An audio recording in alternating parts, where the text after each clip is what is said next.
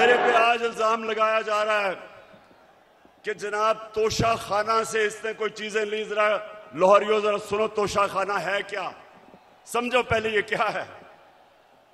जो भी तोहफा मिलता है प्राइम मिनिस्टर और उनके वजीरों को, जो भी तोहफा मिलता है वो तोशा खाना में जाता है।